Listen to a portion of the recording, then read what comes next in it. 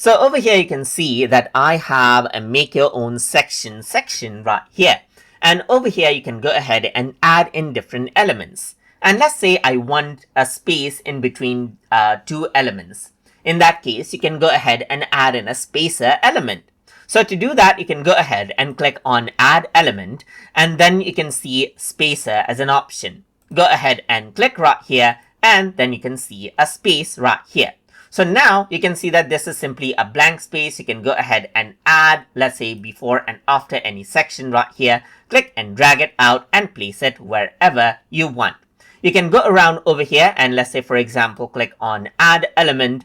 I'm going to go around over here and then go around onto spacer, and this is what you have. You can go around, click on add element, add in spacer right here to add in space as needed. And that is basically what a spacer does. You can go ahead and add in some extra space for visual balance as needed in Strikingly right here. You can go ahead and add in, let's say, for example, click and drag the space right here just like this as well to make it much more larger as well. Just go ahead and click and drag the spacer. Just click and drag on the center and it gets enlarged out right there.